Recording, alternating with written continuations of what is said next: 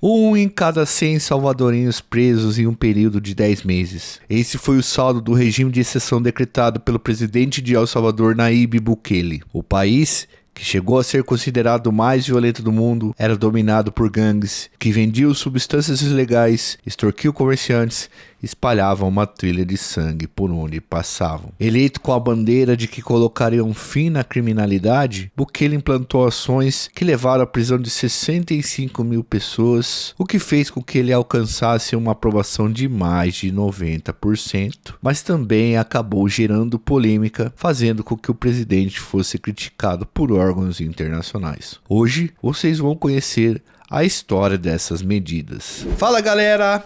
Joel Paviotti aqui do canal Iconografia da História. Muito obrigado por vocês acompanharem o nosso trabalho até aqui, beleza? Hoje, obviamente, a gente vai falar sobre o caso de El Salvador que vocês pediram bastante para nós. Beleza? Eu acho que vocês vão gostar do que a gente vai falar aqui, vocês vão achar interessante, pelo menos a título de informação, né, de conhecimento, que é o que a gente se propõe a trazer aqui para vocês, beleza? Uma pesquisa bastante aprofundada, prestem bastante atenção, porque vai ser bastante interessante também, firmeza? E assim, a gente sempre começa fazendo isso no início, né? Pedindo o seu like, que se inscreva no canal e ative o sininho. O like é de graça, não vai cair o dedo se der, e o like é o pagamento vital de todo youtuber. Bom, galera, além disso, eu gostaria de pedir para vocês que ficassem aqui com a gente até o final para garantir as visualizações aí que o canal necessita e para a gente estar junto como a gente faz todos os dias. Edu, por favor, meu querido, roda a vinheta.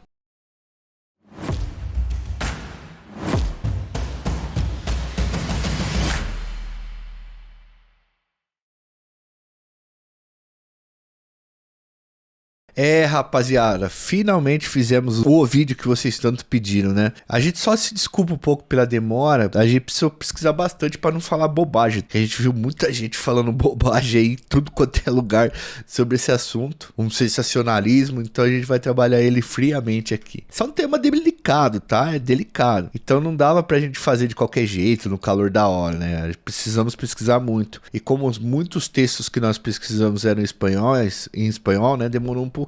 Esse assunto, inclusive, tem sido usado pela esquerda e pela direita sem muito critério, com glamour. E vocês vão entender que não tem glamour nisso daqui. É um fato muito complexo e que, obviamente, iremos apresentar para vocês com a máxima imparcialidade possível, beleza? Bom, galera, nós pesquisamos em muitas referências. Esse roteiro esqueleto maior dele é da Adriana, mas a gente trabalhou junto nisso, então a gente se aprofundou bastante. Pegamos depoimentos de salvadorenhos, usamos muitas referências, pesquisamos toda a história do país, das gangues de lá. Então segura aí na cadeira que hoje o vídeo tem uns bons minutos. A gente vai se propor aqui a contar a história desde o nascimento de El Salvador, o nascimento das gangues, como funcionava tudo e como foi as ações do Bukele, beleza? Essa é a ideia, fazer um videozão completo, não superficial como alguns que só contou os fatos que são de boa para validar discurso, dependendo do espectro político que o cara tá, e garantindo para vocês que vocês possam fazer o próprio julgamento através dos fatos que nós vamos contar para vocês, para que vocês entendam como é que funciona, como é que funcionava o país. Galera, vamos começar dizendo que El Salvador é o menor país da América Central. Ele possui uma extensão territorial de 21.041 metros quadrados. A título de comparação, só para vocês entenderem, Sergipe, que é um dos menores estados brasileiros, ele tem 21.910 quilômetros quadrados, tá? Então,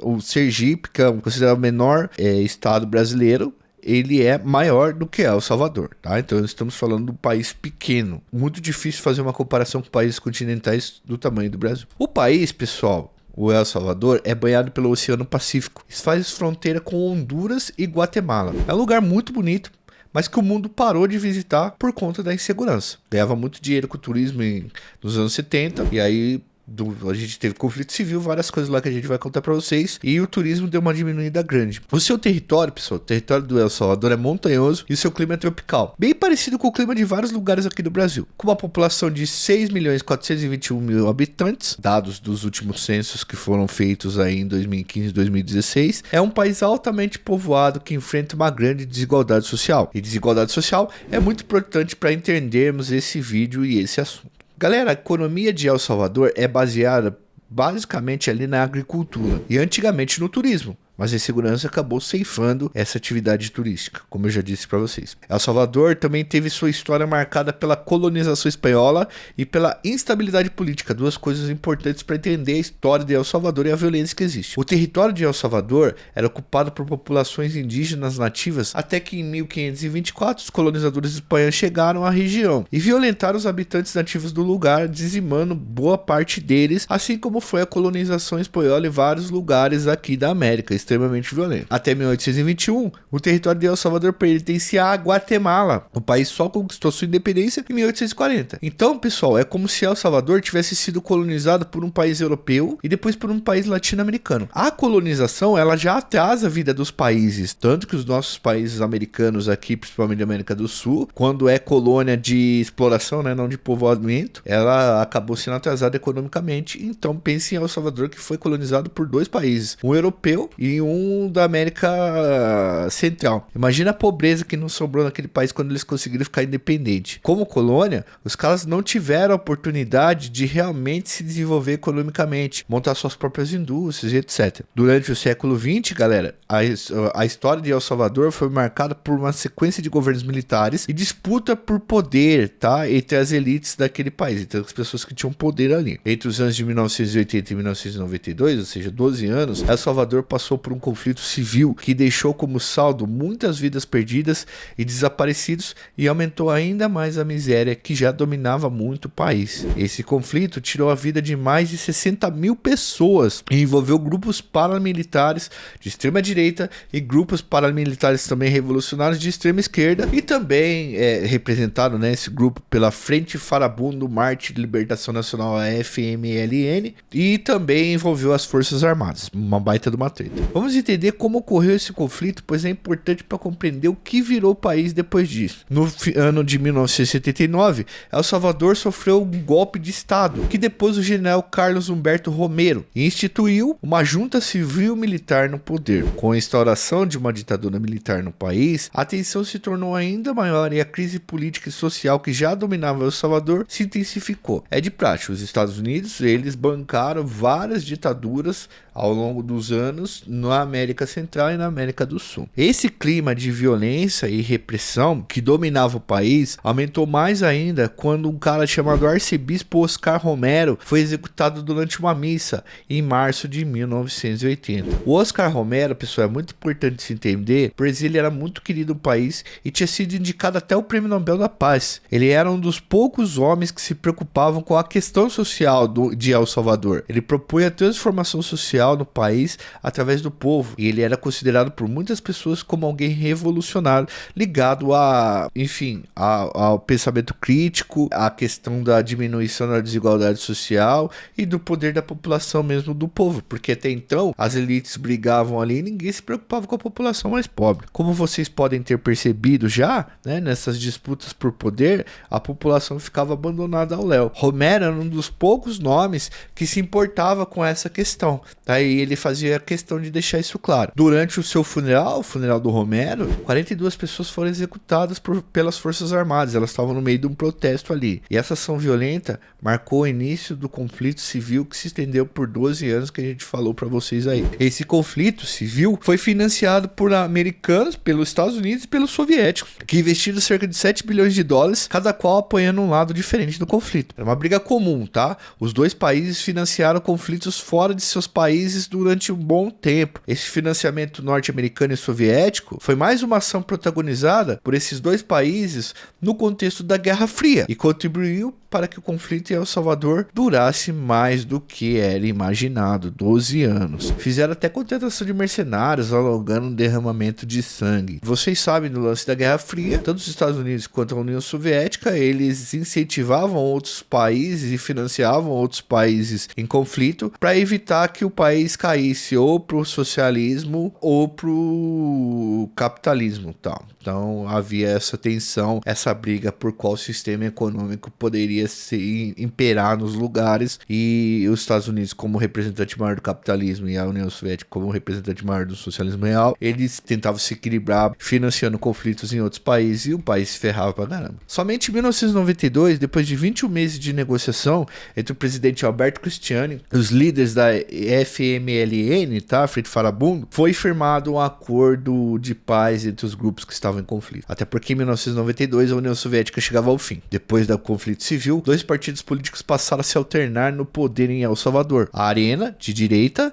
e a FMLN, de esquerda. Então esses partidos que brigaram, essas pessoas que brigaram, elas acabaram virando partidos, e esses partidos começaram a se revezar no poder. Se a situação econômica de El Salvador não era boa antes do conflito, depois desse conflito ficou ainda pior. E os dois partidos, tanto de direita quanto de esquerda, nunca deram jeito na desigualdade social e na violência do país. É um fato, tá, pessoal? Política tradicional. E assim, o país passou a buscar formas de alcançar seu desenvolvimento econômico, que nunca teve a oportunidade de conseguir, porque a partir do desenvolvimento econômico, o país tentaria ficar um pouquinho mais rico. A estabilidade política, porém, continuou, e houve o agravamento da desigualdade social, fazendo com que El Salvador se tornasse um dos países mais desiguais e pobres da América Central e do mundo. Depois do conflito, El Salvador enfrentou longos anos marcados pela pobreza, pela violência e pela migração em massa, tá? Os salvadorenses, como estavam passando fome em situações difíceis, eles fugiam para outros países todos os dias, em busca de vida melhor. Inclusive Guatemala, México e Estados Unidos, que eram os principais destinos dessas pessoas. E guardem o lance dos Estados Unidos, que vai ser importante pra gente entender que é El Salvador. Diante de todas essas tensões, desigualdades e confrontos, os índices de violência do país atingiram patamares alarmantes e a violência passou a dominar El Salvador de verdade. Diversas gangues se formaram ali dentro de El Salvador, fazendo com que ele fosse considerado um dos países mais violentos do globo. Como o governo não organizava a vida cotidiana das pessoas, e não existe vácuo de poder quando a gente se fala em poder, né? As gangues passaram a agir livremente nos lugares mais pobres do país. Confrontos entre gangues passaram a ser uma realidade em El Salvador. A partir de 1995 e 1996, é um negócio de louco mesmo. A gente vai contar um pouco mais pra frente aí sobre elas, falar sobre esse assunto,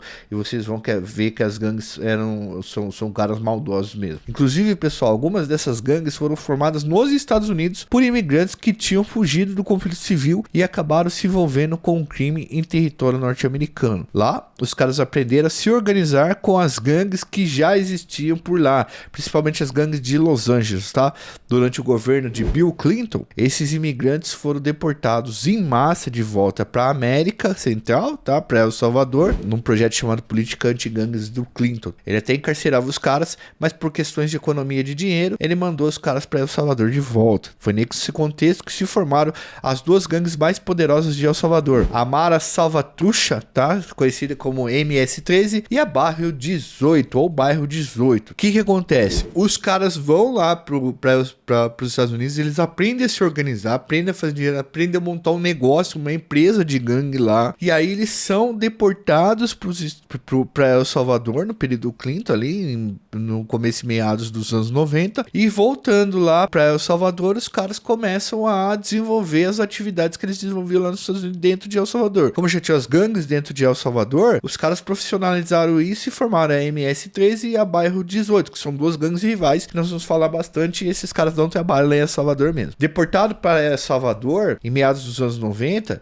esses jovens que faziam parte das gangues dos Estados Unidos se juntaram a outros jovens que tinham pertencido ao exército e à guerrilha e tinham se desmobilizado com o fim do conflito civil. É isso, pessoal. Um país em conflito durante 12 anos, ele forma muitos executores, muitas pessoas sanguinárias, tá? Muitos soldados que já fizeram de tudo um pouco e ficam desempregados. Esses caras, sem emprego, que só sabe trocar tiro, fazem o quê? Entram para a principal atividade econômica que surgia, as gangues. E aí, galera, com amplo conhecimento do manejo de armas e operações militares e tal, esses caras desempregados se juntaram a essas caras que voltaram dos Estados Unidos e com as gangues que já existiam aqui, e o bagulho ficou louco, mano. O barato ficou louco mesmo de verdade. Essas gangues passaram a ser chamadas de Maras em El Salvador, né? Elas foram se expandindo pelo país e passaram a dominar diferentes territórios, até territórios agrícolas, não só urbanos. Cada uma delas contava com seus próprios rituais de iniciação e os seus membros cobriam cobriam seus corpos com tatuagem, da cabeça aos pés. Isso era o que identificavam eles. A estética dos caras ficava assustadora na época. Além da venda ilegal de substâncias, as gangues de El Salvador praticavam diversas extorsões, cobrando taxas de empresa, de transporte, de diferentes comércios, impondo pedágios aos moradores de comunidade onde eles atuavam ali e espalhando medo e muita violência por todos os lados que eles estavam. E aqui eu vou parar para dizer para vocês, sem romantismo algum, esses caras eles eram violentos de verdade, ainda são. Não há romantização aqui, nem questões que justifiquem isso. Tá, o que esses caras fazem. Nós pegamos depoimentos de alguns salvadorenhos. Os caras cobram para vocês estacionarem na rua, invadem sua casa. Muitos violentam membros da sua família, extorquem trabalhadores. No Brasil, o pessoal fala de gente como os bandidos cariocas, que pelo menos nascem no lugar, viram bandido e lá tem a aprovação de pelo menos uma parte da população ali de dentro dos morros, muitas vezes. A gente vê aqui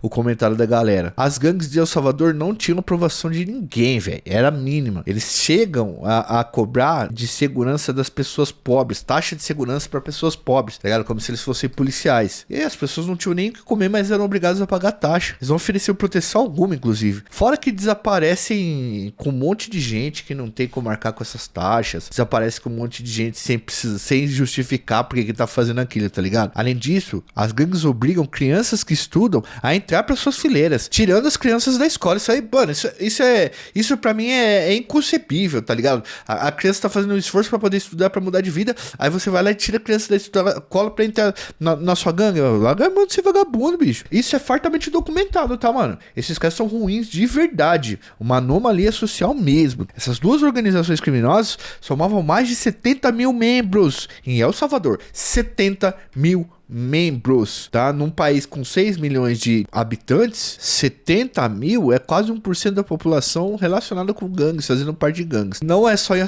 El Salvador que essas maras existem, né? Elas existem em El Salvador, Honduras e Guatemala, né? País que apresentava naquele ano índices muito altos de homicídios e execuções. Naquele ano que eu falo, no início dos anos 2000. El Salvador chegou a ter índices de violência 3 vezes maior do que do Brasil, tá ligado? Essa onda de violência proporcionada pelas gangues fez com que os salvadorenses se arriscassem para cruzar ilegalmente a fronteira dos Estados Unidos ou do México novamente. Em 2014, para vocês terem uma noção, explodiu um confronto entre a MS-13 e o bairro 18, que se intensificou depois que uma tentativa de trégua articulada pelo governo do país fracassou. Galera, os caras executavam gente que tinha casa com o número 18. Se você morasse numa rua com a casa número 18, você poderia ser executado pela MS-13. Manja. Nessa época, a taxa de homicídios em El Salvador disparou. Entre junho e agosto de 2015, o país chegou a ter uma execução por hora. Uma pessoa executada por hora, relacionado a gangues, tá? Olha só, em 2015, uma pessoa executada por hora. Não há quem aguente essa situação. Bagulho tomado por gangues. Algum tempo depois, essa taxa se estabilizou em 116 execuções para cada 100 mil habitantes. Número 17 vezes maior do que a média global, mano. 17 vezes maior. El Salvador, pessoal, então, passou a ter índices de violência maiores do que aqueles presentes em zonas de conflito mesmo. El Salvador, então, chegou a ser oficialmente visto como o país mais violento do mundo. E São Salvador foi eleita a capital de homicídios do planeta. Mais da metade do território salvadorinho chegou a estar sob o domínio dessas maras, fazendo com que uma onda generalizada de violência dominasse ainda mais o país. Junto com o medo que esses grupos espalhavam todos os dias, eles também contavam com muitos simpatizantes, principalmente entre os mais jovens, que se identificavam com os corpos cobertos de tatuagem, as músicas que os caras que falavam sobre eles, e assim, galera, a questão de poder. O adolescente tá lá, ele tá vendo que o cara que tá na gangue tem poder, tem dinheiro, tem, enfim, influência. Muitos moleques queriam entrar pra essa gangue aí que fazia os caras aumentar. A onda de violência espalhada pela MS-13 e pelo bairro 18 nesse conflito se tornou ainda mais letal depois que as duas gangues começaram a se desmembrar. Tinham membros que não aguentavam mais aquilo. Membros que tiveram a família inteira dizimada por pessoas de outras gangues. Então esses caras tentavam não sair, e tinha grupos que não concordavam mais com esse conflito que começaram a formar outros grupos. Dentro das leis que regem as maras salvadorenhas, o pertencimento ao grupo é para sempre. Então você entrou, você não sai mais. Quem sair da gangue paga com a própria vida. Se o grupo sair, aí entra em conflito. Então aí você tem a MS-13, o Bairro 18 e todos os grupos que saíram dessas duas aí tretando também, porque o barato é louco.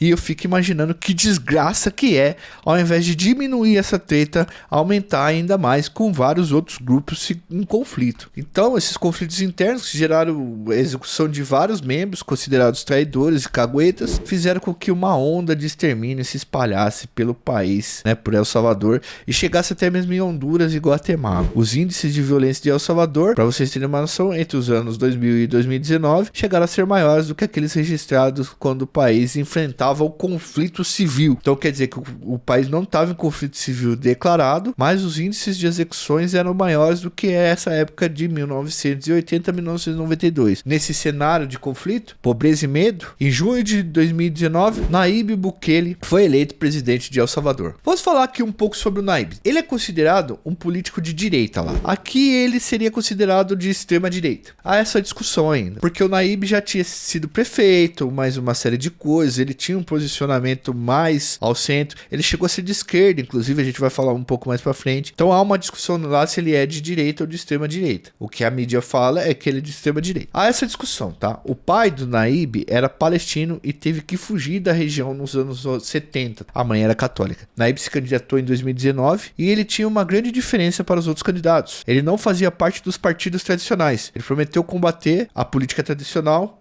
do Arena e da FMLN. Ele pegou essa onda dos candidatos outsiders, tá ligado? Que vem de fora da política, que conseguiram ganhar eleições em todos os lugares do mundo, apesar deles já fazer parte da política faz tempo. Nayib se candidatou por um partido de direita, a Grande Aliança pela Unidade Nacional. Ele conseguiu 53% dos votos e venceu no primeiro turno, eleito como o presidente mais jovem da história de El Salvador. Na época de sua eleição, o Bukele tinha apenas 37 anos de idade. Bukele já entrou para a história do país e a gente vai dizer para vocês por quê. O Bukele, pessoal, chegou a ser dono de uma revenda de motos da Yamaha e diretor de uma agência de relações públicas. E o pai dele foi proprietário de um dos primeiros McDonald's lá do país. Ou como é que a gente foi pesquisar a vida do maluco. Ele entrou pra política em 2011 como candidato a prefeito da cidade de Nuevo Cuscatlán, acho que é assim que se fala, pelo partido de esquerda FMLN. Sim, partido de esquerda. Ele trafegou pelos dois, pela esquerda e pela direita.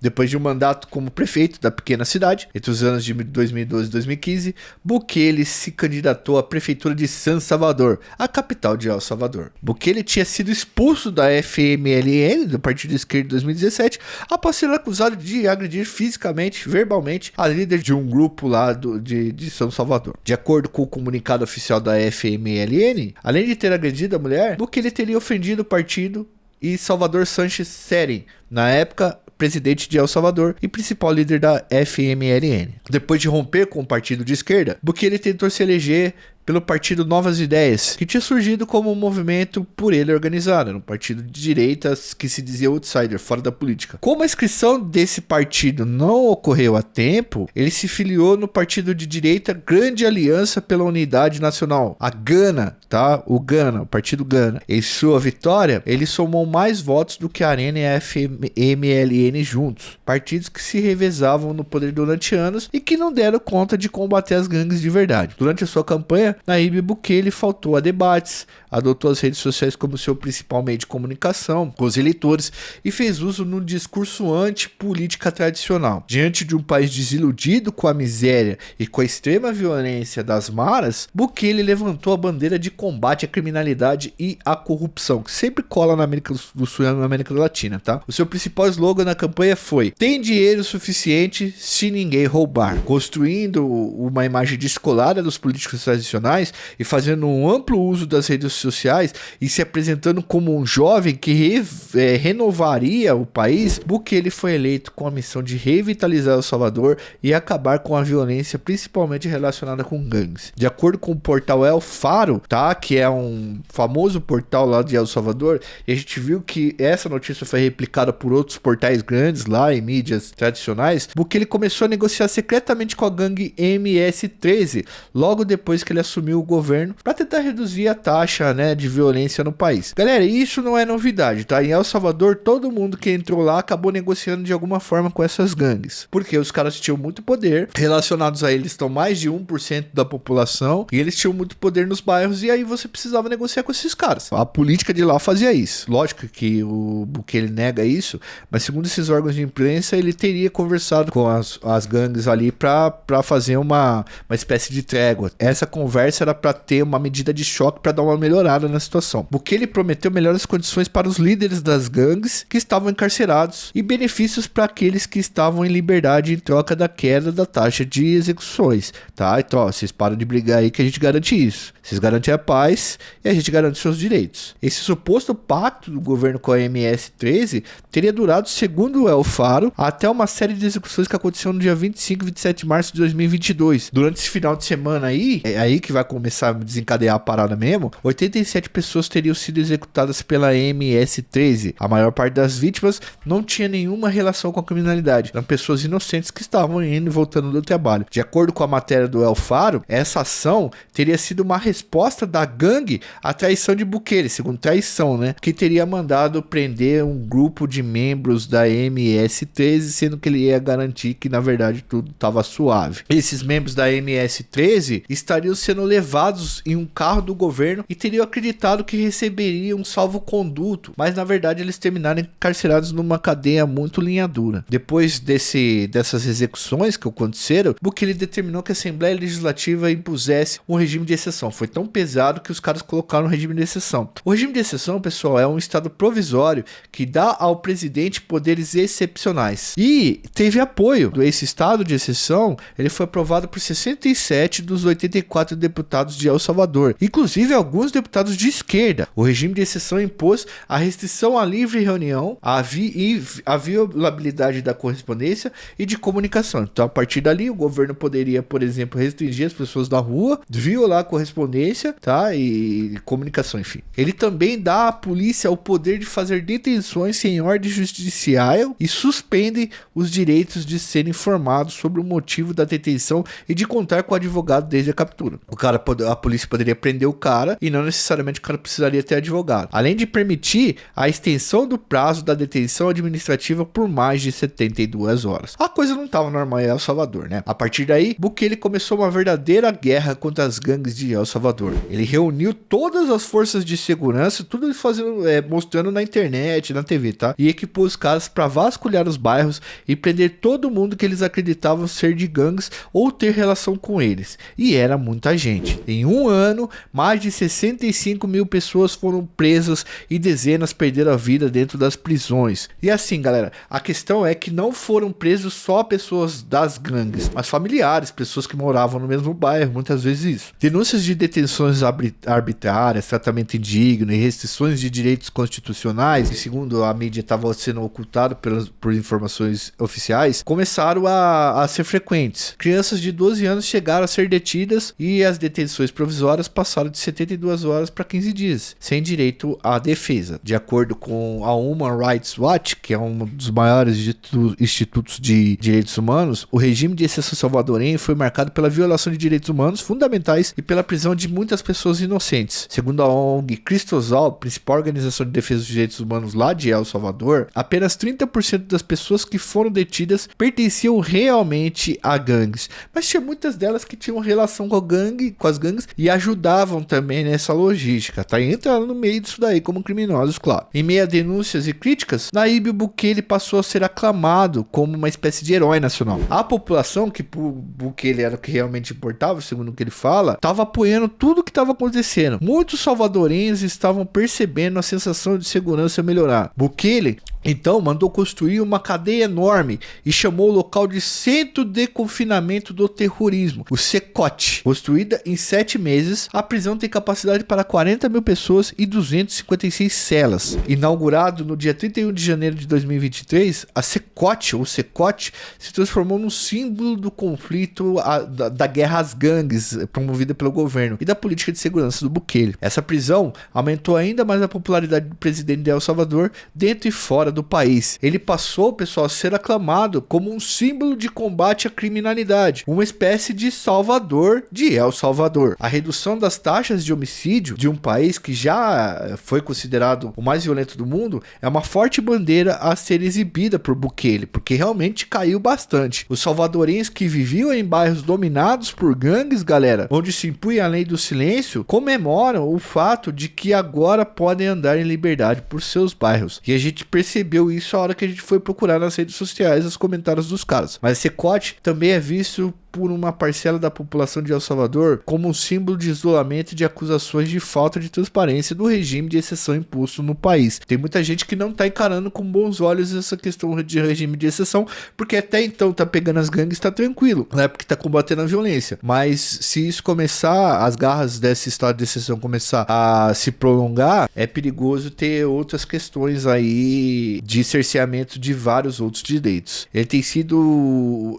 alvo, tal, Bukele, de muitas denúncias graves de infração dos direitos humanos, principalmente por parte dos órgãos internacionais, de instituições internacionais. E aí, por ser exceção, tem milhares de el-salvadorenses que não ouvem falar dos membros da família, não sabem onde eles estão, não tem notícia desses caras, não sabem, enfim, para onde eles foram levados. Mas pelo menos 500 dos principais líderes das maras estão encarcerados neste momento. Essa prisão, pessoal, a Secote, ela é muito louca, ó. Ela não tem pátio, não tem área de recreação para os detentos, não existe possibilidade de visitas íntimas nem para familiares levar comida para detento. E o detento não tem colchão, dorme em cima de uma chapa de ferro, tá? Ele não tem colchão, só dorme em cima de uma chapa de ferro. Os caras dizem que é para os caras não meter fogo. Não há informações oficiais sobre quantos detentos há hoje no Secote atualmente, nem sobre quem são os presos lá detidos. Não há informações, por exemplo, sobre como é a vida dos presos dentro da Secote, sobre a sua alimentação ou sobre a rotina diária que eles mantêm ali dentro, encarcerado nas mãos do Estado. Bukele chegou a dizer que primeiro ele iria dar comida aos salvadorenhos honestos e as gangues se veria depois, tá? Então primeiro não teria nenhum salvadorenho fora dali passando fome e depois eles se preocupariam em dar comida para as gangues. O que se sabe é que esse complexo penitenciário Secote foi construído em menos de um ano e ocupa uma área de 23 hectares construídos. É muito grande. A equipe de Bukele não deixa a imprensa internacional nem nacional entrar lá. Ele conta com 8 pavilhões, o Secote conta com 8 pavilhões, ou módulos, né, do jeito que vocês quiserem falar, de 5.446 metros quadrados, com 32 celas, cada um de 19 torres de segurança, cada um com 19 torres de segurança. Então a vigilância é absurda. Desde o início do regime de exceção, 68.294 pessoas foram presas, segundo dados divulgados pelo Ministério de Segurança de El Salvador em 4 de maio de 2023, que nós buscamos para vocês. Apesar de ser a prisão mais simbólica, a Secote não é o lugar onde está a maioria dos presos. A maior parte das pessoas detidas durante esse período está em detenções preventivas em várias delegacias ou prisões menores. Alguns deles, né, estão há mais de um ano nessa situação. El Salvador, pessoal, é o país com a maior taxa de pessoas presas no mundo a partir de 2022, né? Mesmo antes dessas prisões feitas pelo Bukele, já existia, já era grande o número de encarcerados. Depois disso aí, exponencialmente cresceu. E aí, galera, as pessoas são retiradas da casa delas, muitos deles participam de gangues, e eles são levados para participar de audiências virtuais coletivas e ter sua prisão preventiva decretada, enquanto a promotoria investiga se há provas para acusação formal ou não. Então, ao invés do cara esperar em liberdade, o cara espera preso. Esse período de investigação, que pode durar meses ou até anos, o cara fica encarcerado. Enquanto isso, as famílias peregrinam em busca de notícias desses familiares detidos. A gente tá falando dos dois lados, do governo e das famílias dos caras também. Dentro e fora de El Salvador, Bukele passou a ser visto como um exemplo a ser seguido na segurança pública para muitas pessoas e como um demolidor de direitos por outro lado. Então ele é visto dessa maneira que a gente tá falando para vocês. Uma como demolidor de direitos e outra como um cara que soluciona as coisas. As suas ações, pessoal, para você ter uma ideia, como o Bukele ficou popular em El Salvador, e isso impede também que a comunidade internacional haja em qualquer sentido, porque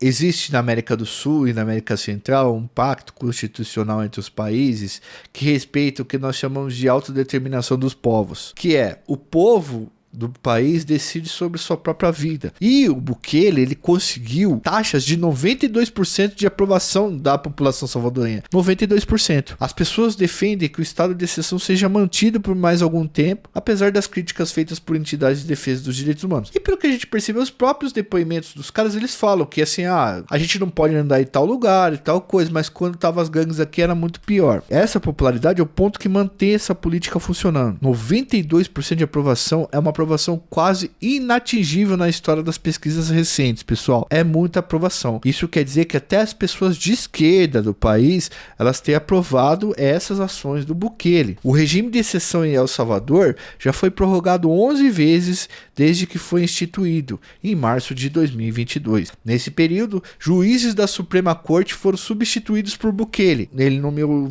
novos juízes leais a ele, inclusive. Esse ato teve muitas críticas, pois segundo instituições internacionais, foram atos de ditador. Mesmo sem estar prevista na Constituição de El Salvador, a reeleição de Bukele em 2024 já é dada quase como certa. Isso marca o nome do Bukele naquela onda, naquela tendência mundial de desgaste das instituições democráticas. Que você começa combatendo as gangues e depois você vai você muda a Constituição para continuar se reelegendo, né? Você muda os ministros e o judiciário e você vai fazendo essas coisas aí dentro do estado de exceção. Há um livro que eu indico para vocês chamado Como as Democracias Morrem. Galera, aqui a gente trabalha com divulgação científica, tá? Não é apenas opinião, mas a gente faz um compêndio de tudo. Então eu acho que seria legal talvez vocês darem uma lida nesse livro aí, Como as Democracias Morrem, escrito pelo Steve Levitsky. Basicamente, a tese do autor é que governantes têm desgastado a imagem das instituições democráticas e violado as suas regras para irem tirando a vida da democracia, tá desgastando a democracia. Aí, mano, independe se o cara é de esquerda ou de direita. Esses políticos que têm desgastado as instituições e a democracia, tá? Eles podem ser de qualquer espectro político. Ele dá o exemplo do Hugo Chávez, do Orbán e outros governantes, não importando aí novamente a linha política que o cara tem. A maior parte da população salvadorenha aprova as medidas do Bukele, como eu disse para vocês, e comemora a desestruturação das maras, apesar de terem medo que essa situação seja apenas passageira, caso Bukele não permaneça no poder. Bukele, pessoal, é visto como modelo por muitos salvadorenhos e é aclamado por políticos e governantes de direita na América Latina. Atualmente, cerca de 1% da população de El Salvador está encarcerada, que é mais ou menos a porcentagem que eles acham que existe de gangue lá, de membros de gangue. A maior parte dessas pessoas não teve o direito ao devido processo legal e muitas delas relatam ter sofrido abusos e violências físicas praticadas pelas forças armadas ou pela polícia. Veja bem, pessoal, é satisfatório que gangues sejam presos e criminosos sejam presos? Sim, mas também é insatisfatório que você esteja na sua casa, seja levado pela polícia e fique encarcerado 1 ano, tá? Isso também não pode acontecer, certo? Você pode até falar assim, mano, mas é espólio de guerra, é complexo isso daí, vai acontecer uma hora ou outra, mas você não gostaria que acontecesse com você, né, irmão? Porque é embaçado. A Cristosal, né, que é essa instituição que defende os direitos humanos da imprensa em El Salvador, fez uma denúncia na qual aponta que pelo menos 153 pessoas faleceram enquanto estavam sob custódia do Estado, tá? A população nem liga pra isso porque são pessoas de gangue mesmo, tá? A gente tá informando. Nesse contexto, apesar da ampla promoção de Bukele, há um temor de que o autoritarismo domine de vez El Salvador, que a violência volte a ocupar as ruas do país. Órgãos internacionais dizem que esse tipo de política dá um resultado, sim, mas a curto prazo. Se não houver política de desenvolvimento econômico, de diminuição da desigualdade social, melhora na educação, os índices de violência voltam a subir depois de algum tempo. Mas como medida de emergência, a população está apoiando em ampla maioria. Eu acho importante falar isso daqui porque muitas pessoas acham que segurança pública é só trocar tiro, é só pressão. Não é, cara. Segurança pública nunca trabalha sozinho. Junto com essa política, precisa vir políticas que diminuam a desigualdade social, que a gente sabe que é um antro de produção de violência também, que melhore a educação das pessoas, para que as pessoas tenham oportunidade e não precisem entrar nesse bagulho. A educação para que você forme caráter, para que as pessoas não entrem nisso. Então, sozinho não vai funcionar até um prazo, depois para de funcionar. E tem efeitos colaterais essa parada aí também, que apesar da redução considerável da taxa de homicídios, o que as gangues começaram a fazer quem sobrou pra rua? Eles começaram a recrutar a força deles entre crianças e adolescentes. Então, cada vez mais os meninos pequenos estão entrando pras gangues e cometendo, enfim, crimes. Ou seja, você prende os mais velhos, quem sobrou na rua vai atrás das crianças e dos adolescentes. Embaçado, né? Porém, em pesquisas recentes, feitas com salvadorenhos, A ampla maioria diz que agora podem ficar até tarde nas ruas, podem ficar conversando, as crianças podem jogar futebol, os pequenos comerciantes estão lucrando mais e até as garotas podem sair para a rua um pouco mais tarde sem perigo de ser atacado por alguém de gangue. O turismo já aumentou no país e até professores universitários que pesquisam sobre violência e segurança pública dão um apoio parcial às medidas que estão sendo feitas. Eles tentam amenizar os excessos. Há também denúncias sobre o aumento da vigilância e da espionagem por meio de órgãos do governo, que tem criado um ambiente de tensão entre aqueles que discordam do governo do Bukele. A suspeita é de que o governo federal estaria usando Pegasus, que é um software que colhe informações sigilosas dentro do banco de dados privados. Com 5 milhões de seguidores, Nayib Bukele vai se firmando como um líder extremamente popular que ultrapassa até as fronteiras de El Salvador. Ele já se auto-intitulou como o ditador mais cool do mundo, segundo ele, o ditador mais legal do mundo, porque ele reafirma quase que diariamente que a sua política de segurança visa exterminar a criminalidade de El Salvador, né, do país dele, ao mesmo tempo em que estrutura o Estado e sua agenda econômica. Então ele está prometendo fazer aquelas outras ações importantes para que isso não volte, né, a violência não volte. El Salvador foi o primeiro país do mundo a adotar a criptomoeda como moeda oficial, por exemplo, apesar de não ter tido sucesso em sua política econômica de implantação das criptomoedas, a sua popularidade continua altíssima, tá? Ele também, pessoal, tem explorado cada vez mais o discurso anticorrupção e tem dito que vai construir também uma prisão para onde serão enviados os responsáveis por crimes do colarinho branco. Ele diz que vai prender todos os políticos que roubaram também. As ações de Bukele são aprovadas por mais de 90% da população de El Salvador, como a gente já disse, e a sua reeleição é dada como quase certa, tá? Então ele vai ficar mais uns anos aí, provavelmente. Paralelamente a isso, os seus críticos temem que ele retire cada vez mais liberdade civil em defesa da segurança. Essa é a história de um país que não tem uma realidade tão diferente do que já vivemos por aqui, mas é um país bem menor, com uma importância internacional também bem menor no cenário mundial, bem menor que o Brasil. Nosso país também trava uma luta terrível para diminuir os índices de violência e de criminalidade há anos, mas muitos caras que estão indo nesses podcasts da vida têm contado versões sensacionalistas e muitas vezes mentirosas do que tem acontecido, sem falar das várias nuances que acontecem nisso. Se você acha que nós fizemos um bom trabalho, sempre que verem alguém falando sobre isso por aí de forma errada, indica o nosso trampo. Deixa o link nos comentários, manda pro pessoal. Independente do seu lado ideológico, pessoal, esses foram fatos apresentados e aí vocês fazem o julgamento de vocês dentro dos dados que nós compilamos, que nós temos focados na realidade, certo? Bom, galera, espero que vocês tenham gostado do nosso vídeo. É mais um daqueles vídeos especiais que a gente lança todo domingo. E espero que vocês tenham curtido e assim, as referências estarão nos comentários aí para vocês se aprofundarem no que vocês quiserem. Foi uma pesquisa que deu bastante trabalho, de muito fôlego, mas eu gostei de trazer essa história para vocês porque ela desvenda muitos mitos, tanto à direita quanto à esquerda, beleza? Deixa seu like, se inscreve no canal e ativa o sininho. Esse vídeo provavelmente ele vai sofrer uma limitação de monetização, tá? Porque a gente falou várias palavras em relação a gangue, violência. Então, se possível, ajuda a gente no apoio pra gente continuar falando desses temas que vocês tanto gostam aqui. Já tentou falar de outros temas, vocês simplesmente não assistem. E eu acho que a gente focou o nosso nome, né?